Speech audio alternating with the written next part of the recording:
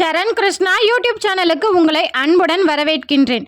வரக்கூடிய சித்ரா பௌர்ணமியில் குலதெய்வத்திற்கு இந்த ஒன்றை செய்ய மறக்காதீர்கள். அது என்ன செய்யணும், எப்படி செய்யணும் அப்படிங்கிறத பற்றி தான் இந்த வீடியோவில் தெளிவாக நம்ம பார்க்க போகிறோம். நம்ம சேனலில் உள்ள வீடியோவை ஃபஸ்ட் டைம் நீங்கள் பார்க்குறீங்க அப்படின்னா மறக்காமல் நம்ம சேனலை சப்ஸ்கிரைப் பண்ணி வச்சுக்கோங்க. நம்ம சேனலில் தொடர்ந்து குலதெய்வ பதிவுகள், ஆன்மீக தகவல்கள் வந்து கொண்டே இருக்கும். வாங்க வீடியோக்குள்ளே போகலாம். இந்த வருடம் வரக்கூடிய முதல் பௌர்ணமி 23/4/2024 செவ்வாய்க்கிழமையில் வருது. நமக்கு பௌர்ணமினாலே தெரியும் குலதெய்வத்திற்கு உகந்த நாள். அது மட்டும் இல்லை, இந்த நாளோட மிக சிறந்த ஒரு விஷயம் என்னென்னா, இது வாஸ்து நாள், செவ்வாய்க்கிழமை வருகிறது. இந்த நாள் முழுவதும் சித்த யோகம் இருக்கின்றது. இப்படி ஒரு அற்புதமான நாளில் நம்ம வீட்டில் குலதெய்வத்தை இந்த முறையில் நீங்கள் வழிபாடு செஞ்சீங்க அப்படின்னா கண்டிப்பாக கை மேலே பலன் கொடுக்கும். முதல்ல குலதெய்வ பூஜை எப்படி செய்யணும் அப்படிங்கிறத சுருக்கமாக பார்த்துருவோம். முதல்ல குலதெய்வ பூஜை செய்கிறதுக்கு நாளே உங்கள் பூஜை அறை மற்றும் வீட்டை சுத்தப்படுத்த வேண்டும். உங்கள் பூஜை அறையை கல்லுப்பு மஞ்சள் கொண்டு சுத்தம் செய்து பூஜை படங்களை சுத்தமான துணிகளில் துடைச்சி மஞ்சள், சந்தனம், ஜவ்வாது, பன்னீர் கலந்து சந்தன குங்குமம் பொட்டு வைக்க வேண்டும். மறுநாள் உங்களுக்கு செவ்வாய்க்கிழமை முழுவதுமாகவே பௌர்ணமி இருக்குது. அதனால் நம்ம செவ்வாய்க்கிழமை எப்போ வேணாலும் நம்ம சாமி கும்பிடலாம். ஆனால் பௌர்ணமி பூஜை அப்படிங்கிறது முழு நிலவின் ஒளியில் செய்வது சிறப்பு. ஒரு சிலர் ஆஃபீஸ்க்கு போகணும், எங்களால் அந்த நேரத்தில் மாலை நேரத்தில் வந்து செய்ய முடியல அப்படின்னு கேட்குறீங்க. அவங்க காலையிலேயே நீங்கள் உங்கள் குலதெய்வ பூஜை செய்து கொள்ளலாம். செவ்வாய்க்கிழமை மாலை ஒரு மனை போட்டுக்கோங்க. மனையில் உங்கள் குலதெய்வ படம் இல்லை குலதெய்வத்திற்கு நிறை சொம்பு நீர் வச்சாலும் சரி, இல்லை குலதெய்வ நீங்கள் விளக்கு வச்சு அந்த விளக்கை இல்லை குத்து விளக்கை வந்து உங்கள் குலதெய்வமாக பாவித்து நீங்கள் வழிபட்டாலும் சரி.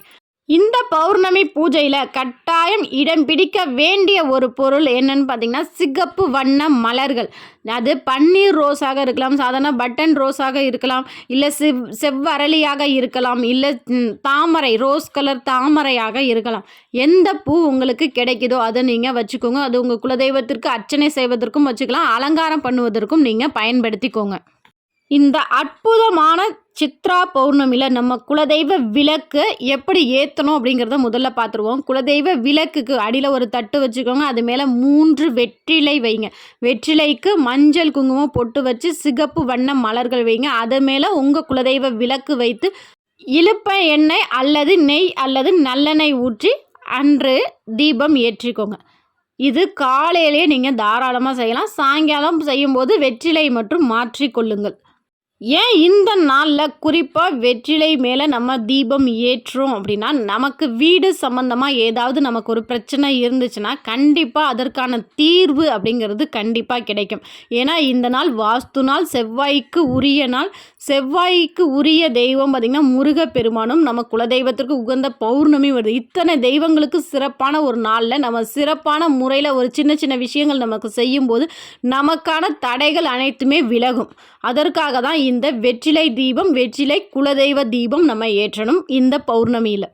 குலதெய்வ படத்தை அலங்காரம் பண்ணியாச்சு, குலதெய்வ விளக்கு ஏற்றியாச்சு. வழிபாட்டுக்குரிய நேரம் பார்த்திங்கன்னா 4:30 மணிக்கு மேலே 8:30 மணிக்குள்ளே நீங்கள் எப்போ வேணாலும் வழிபாடு செய்யலாம். 6 மணிக்கு செய்வது இன்னுமே சிறப்பு. முதல்ல நீங்கள் குலதெய்வ பூஜை செய்கிறதுக்கு உட்காரணும் அப்படின்னா அந்த 1 மணி நேரம் இல்லை 1/2 மணி நேரம் கண்டிப்பாக ஆகும் அந்த பூஜை செய்கிறதுக்கு. அதற்கான நேரத்தை நீங்கள் முழுமையாக அந்த பூஜைக்கு மட்டுமே செலவு செய்ய வேண்டும். பாதியில் எந்திரிச்சு போகிறது, அதை செய்கிறது, இதை செய்கிறது, அந்த மாதிரி எதுவுமே தயவு செய்து செய்யாதீர்கள். குலதெய்வ பூஜை செய்கிறதுக்காக மலர்கள் எல்லாம் அலங்கரிச்சிட்டிங்க. அதற்கு முன்னாடி சுவாமிக்கு நெய்வேத்தியம் வைக்கக்கூடிய பொருட்களையும் நீங்கள் தயார்படுத்திக்கோங்க. அன்றைய தினத்தில் நீங்கள் பொங்கல் எப்போதும் செய்கிறது, பானகம், மாவிளக்கு இதெல்லாம் போட்டு வச்சுக்கோங்க. அன்றைய தினத்தில் சிகப்பு நிறம், சிகப்பு அப்படிங்கிறது செவ்வாய் காரகனுக்கு உரிய நாள். அந்த தினத்தில் நம்ம சிகப்பு நிறத்தில் நம்ம என்னென்னலாம் தெய்வத்துக்கு செய்கிறோமோ அது அனைத்துமே நமக்கு நல்லதாகவே நடந்துக்கிட்டே இருக்கும். அதனால் சிகப்பு கலரில் ஒரு கேசரி ஏதோ ஒரு இனிப்பு வகைகள் செய்து வச்சுக்கோங்க. இன்னுமே சொல்லப்போனால் அன்றைய தினத்தில் சித்ரா பௌர்ணமி என்று செவ்வாய்க்கிழமை என்று நம்ம போடுற ட்ரெஸ்ஸே சிகப்பு colour, pink colour, orange colour dress நம்ம போடும்போது நமக்கே ஒரு நல்ல வைப்ரேஷன் கிடைக்கிறத நீங்கள் உணர முடியும்.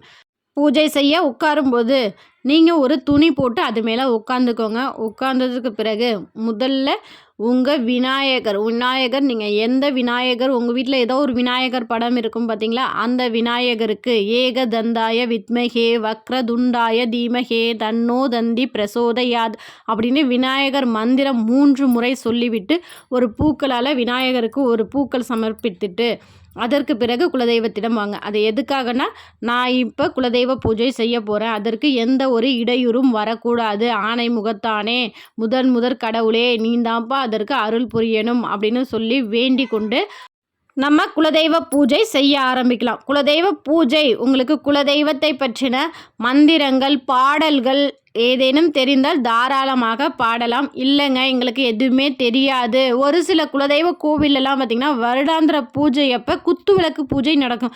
அப்போ ஒரு சில புக்குகள் அடித்து கொடுக்கப்படுகிறது. அப்போ உங்கள் குலதெய்வத்தை 108 போற்றிகள், குலதெய்வ மந்திரங்கள் இதெல்லாம் அதில் அச்சடிக்கப்பட்டுள்ளது.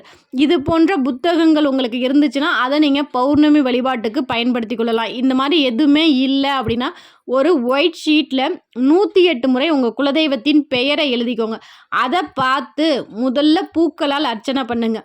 பூக்களால் 108 முறை உங்கள் குலதெய்வத்தின் பெயர் என்னவோ, ஓம் முனீஸ்வராய நமக, ஓம் மெத்தனாச்சி தாயே நமக, ஓம் பேச்சியம்மா தாயே நமக, ஓம் கருப்பண்ண சுவாமியே நமக அப்படின்னு உங்கள் குலதெய்வ பெயர் எதுவோ அதை உங்கள் பெயர் சொல்லி ஓம் உங்கள் குலதெய்வ பெயர் நமக அப்படின்னு 108 முறை முதல்ல பூக்களால் அர்ச்சனை பண்ணுங்கள். ஒவ்வொரு முறையும் 108 முறை உங்களால் செய்ய முடிஞ்சால் செய்யுங்க. இல்லைங்க எங்களால் அவ்வளோ 108 முறை ஒவ்வொரு தடவையும் எங்களால் சொல்ல முடியாது அப்படிங்கிறப்ப 108 முறைக்கு இந்த 3 அர்ச்சனையும் செய்து கொள்ளுங்கள். முதல்ல பூக்களால், அடுத்து குங்குமத்தால், அடுத்தது நாணயங்களால். அது 1 ரூபாய் நாணயங்களாக இருந்தாலும் சரி, இல்லை 5 ரூபாய் நாணயங்களாக இருந்தாலும் சரி. 108 எடுத்து வைத்துக்கொள்வது சிறப்பு. இல்லை உங்கள்கிட்ட எத்தனை இருக்குன்றதோ அத்தனை நாணயங்கள் சேகரித்து வைத்து இந்த பூஜைக்கு பயன்படுத்தி கொள்ளுங்கள். 108 முறை சொல்லி 3 அர்ச்சனைகளையும் முடித்த பிறகு ஏதாவது ஒரு தெய்வீக பாடல்களை உங்கள் உள்ளன்போட உங்கள் குலதெய்வத்திற்காக தாராளமாக பாடுங்க.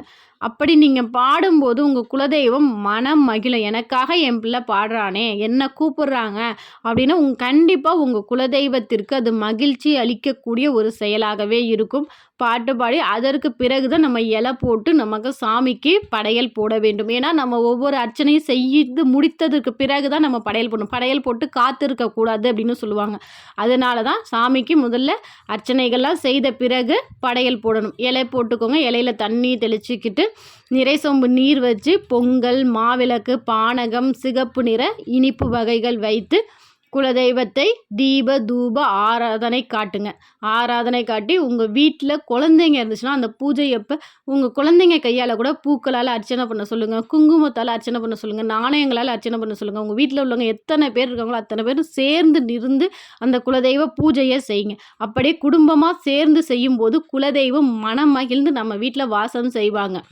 இப்போ உங்களுக்கு தூபம் காமிச்சிங்க பார்த்தீங்களா, அந்த தூபத்தின் புகையில் பச்சை கற்பூரம் ஒன்றை எடுத்து ஒரு மஞ்சளோ இல்லை சிகப்போ இல்லை பச்சை நிற துணியில் ஒரு சின்ன முடிச்சு மாதிரி கட்டி அந்த தூபத்தில் காமிச்சு உங்கள் குலதெய்வ பாதத்தில் வச்சு நீங்கள் எந்த இடத்துல பணம் வச்சு எடுக்கிறீங்களோ அந்த இடத்துல வச்சுக்கோங்க. இது போல் நம்ம செய்யும்போது நமக்கு பண தட்டுப்பாடு அப்படிங்கிறது வரவே வராது. எப்போதுமே கையில் பணப்புழக்கம் இருந்து கொண்டே இருக்கும்.